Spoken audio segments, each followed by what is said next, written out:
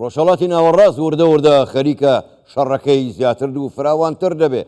ئەمریکا هێرشی کرد لەسەر جورفە سەخەر و هەندێک شیعە یاخود حەشدی شەعبی لە حیزب الله کوژراون. لەولاوە ئیسماعیل هەنیە سەرۆکی مەکتەبی سیاسی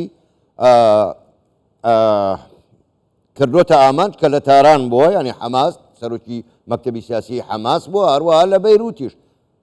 ئەرێ بەڕاست ڕۆژهەڵاتی ناوەڕاست بەرەو چۆ دەچێت، چی ڕوودەدا، شەڕەکە فراوانتر دەبێت یاخودنا. ئەمانە هەمویان کۆمەڵێک پرسیارن. لەگەڵ میوانەکەمان ئێمە قسەی لەبارەوە دەکەین. میوانەکەمان زۆر بەڕێز دکتۆر ئیحسان ئەلشەمەری سەرۆکی سەنتەری حیزبی سیاسی لە عێراق ڕاستەوخۆ لە شاری بەغداوە لەگەڵماندایە. دکتۆر ئیحسان شەوتان باش، سوپاستانەکەین بۆ بەشداریکردنتان لەگەڵمان لەم گەشەی ژووری هێواڵی کوردستان 24. با لە هێرشەکەی ئەمریکاوە دەست پێ بکەین بۆ سەر بنکە و بارەگاکانی حەشدی شعبی لە جورف سەخەر. ئێستا لایەنەکانی مقاومەی ئیسلامیش هەڕەشە دەکەن، دەڵێن تۆڵەی خۆمان لە ئەمریکا و ئیسرائیل دەکەینەوە. پێ دوایە دوای ئەم هێرشەی ئەمریکا بۆ سەر عێراق، بۆ سەر بنکەی حەشدی شعبی، عێراق لە شەڕی لەگەڵ ئیسرائیل تێوە دەگلێ یاخود نا؟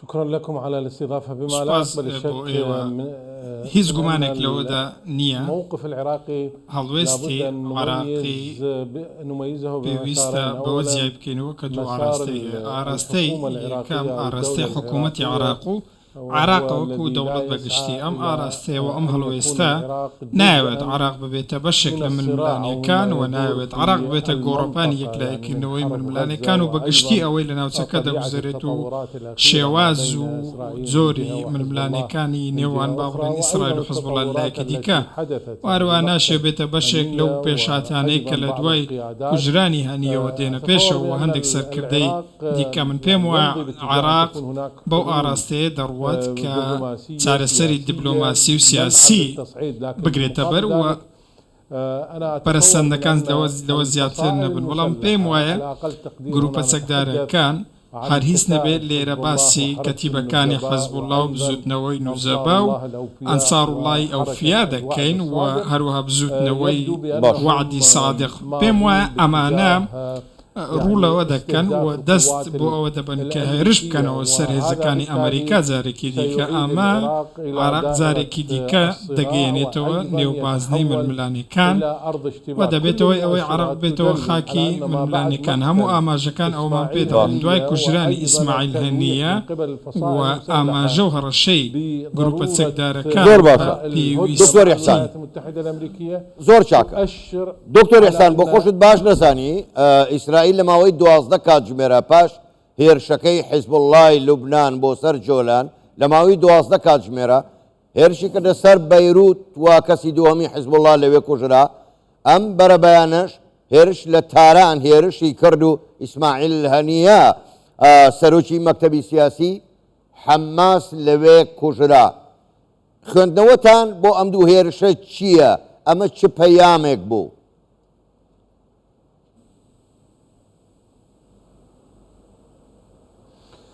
يعني أنا أعتقد أن إسرائيل من پێم وایە ئیسرائیل يعني بەرەو ئەوە دەڕوات و ڕوولەوە دەکات کە بەر لە هەموو شتێک تحقيق مزيد من زیاتر بۆ خۆی بەدی بێنێت واتە دەتوانین بڵین ئاسایشێکی زیاتر بۆ خۆی دەستەبەر بکات. و ئەم دوا پەرسەندنە کە ڕووی داوە پەیوەندی بەوە هەیە کە لە جۆلان ڕوویدا، چونکە ئەوەی لە جۆلان ڕوویدا ئیسرائیل پێی وایە بە ئامانجکردنی خەڵکی خۆی بووە و تێپەڕاندنی هەڵی سوورە، بۆیە وەڵامەکەشی بەو شێوازە تون بوو. بەڵام ئێمە پێم وایە کە بڕیاری پەرسەندی زیاتر بەتایبەتی شکە ئیسرائیل باس لە شەڕێکی درێژخایەن دەکات، واتە باسی ئەوە ناکات کە شەڕێک بێت بە چاو تورکانێک، و باسی لەوە کردووە کە ئەگەری هەیە لە چەمبەرەیەکەوە شەڕ بکات. ئەمە چیمان پێ دەڵێت؟ ئەومان پێ دەڵێت کە ڕەنگە ململانەکان فراوانتر ببن و ناوچەکە زیاتر بگرێتەوە، ئیسرائیل ناوەستێت و تەنانەت گفتوگۆی نێوانگیریش لە نێوان ئەو بزوتنەوەی حەماس من وا نازانم بەڕاستی ببنە هۆکاری ئەوەی کە کاریگەری لەسەر ئەم دو پێشات کەواتە دکتۆر ئیحسان ینی بە کوژرانی هەنیە هیچ ئومێدێک بۆ دانوستان هەیە یاخود دانوستان بە تەواوی داخرا؟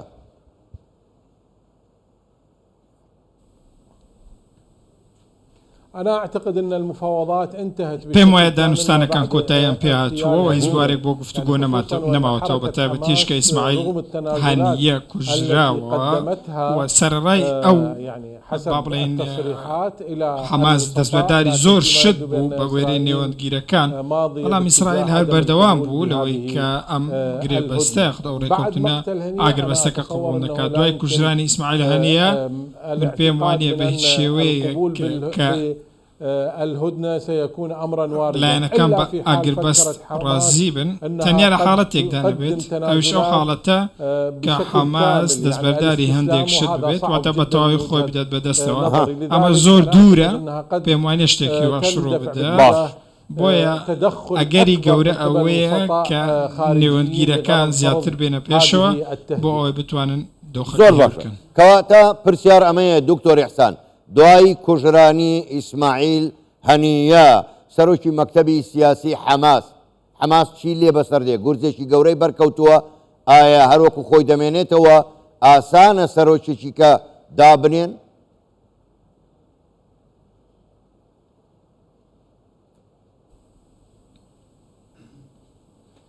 يعني هو اغتيال إسماعيل هنية کوشتنی ئیسماعیل هەنیە بەدڵنییا و کاریگەریەکی زۆر لەسەر بزوتنەوەی حەماس دەبێت.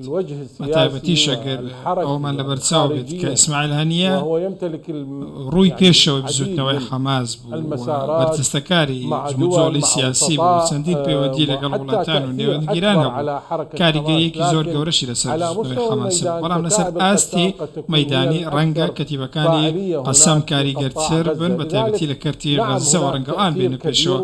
کاتە بەڵێ کاریگەرێکی زۆر هەیە، کارتانوەیەکی گەورەتریش دەبێت، بەڵام من لەگەڵ ئەوەشدا پێم وایە ئەوەی لە غەزە ڕوو دەدات یاخود بەردەوامی ڕوبەڕووبوونەوە لە نێوان بزوتنەوەی حەماس و کەتیبەکانی قەسام وەروەها سوپای ئیسرائیلی بەردەوام دەبێت تا دەگەنە یەکلاکردنەوەیەکی یەکجارەکی یاخود گرێبەستێک ڕێککەوتنێک بکەن لە نێوان هەردوولا.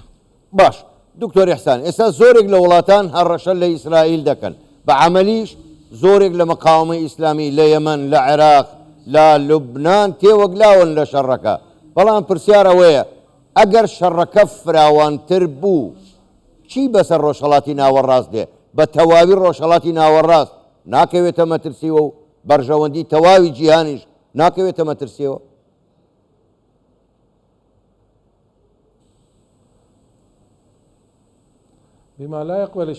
هیچ گومانێک لەوەدانە کە ناوچەکە دەکەوێتە مەترسیەوە و ئەگەر بێت و ململانەوە شەڕ فراوانتر ببێت جوگرافیای عراقی لوبنان هەردووکیان دەبنە گۆڕەپانی ململانێ و یەکلایکردنەوەی ململانەکان بەگشتی. دوای ئەمەش زیانگەیاندن بە هەردوو وڵات مەبەستم لوبنان و عراقا دەبێتە شتێکی حتمی و ڕوون و ئاشکرا. هەرێکە لە حکوومەتی عراق و تەنانەت حکوومەتی لوبنانیش باسییان لەوە کردووە کە ئەمان نانەوێت شەڕ دروست بێت یاخود وڵاتەکانیان بخزێتە نێو ململانێکەوە. بەڵام پرسیارەکە ئەوەیە ئایا بڕیاری شەڕ و ئاشتی لەو دوو وڵاتەدا بەدەستکێت؟ ڕاستە بە شێوەیەکی فەرمی حکوومەتەکان پەرلەمانەکان بەرپرسن، هەریس نەبێت لە عراق پەرلەمان و حکوومەت، بەڵام ئەگەر بێت و بڕیارێکی هەبێت لە دەرەوەی دەسەڵاتی دەوڵەت بۆ بەکارهێنانی عراق و جوگرافیای عراقی، ئەوە لەو ساتەدا گۆڕانکاریەک ڕوودەدات و زۆرێک لە پشێوی لە نێو عراقدا دروست دەبێت و بارودۆخەکە دەشەوێت و زۆرێک لە دۆسیە ئەمنیەکان کێشیان تێدەکەوێت. کەواتە دکتۆر ئیحسان، لە حاڵێکە بەڕێی مقاومەی ئیسلامی لە عێراق هەڕەشە لە ئەمریکاگەن، ئەگەر هاتوو هێرشیان کردەوە سەر بنکە سەربازیەکانی هاوپەیمانان و ئەمریکا، پەیوەندیەکانی عێراق و ئەمریکا لە هەموو ڕوویەکەوە چی لێ بەسێردێن؟ ناکەوێتە مەترسیەوە؟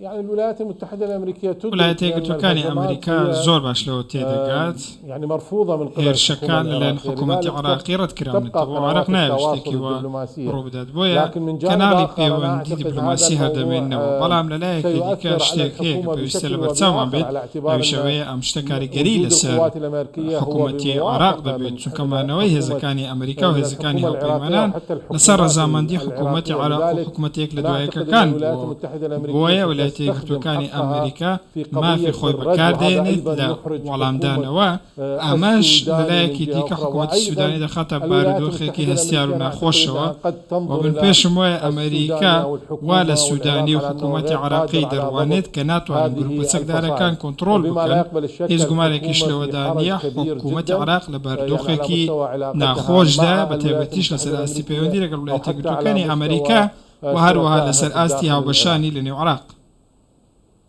باش زۆر بەڕێز دکتۆر ئیحسان ئەلشەمەری سەرۆکی سنتەری هیزری سیاسی لە عێراق ڕاستەوخۆ لە شاری بەغداوە لەگەڵما بووی گەلێک سوپاس بۆ بەشداریکردنتان لەگەڵمان شەوتان باش.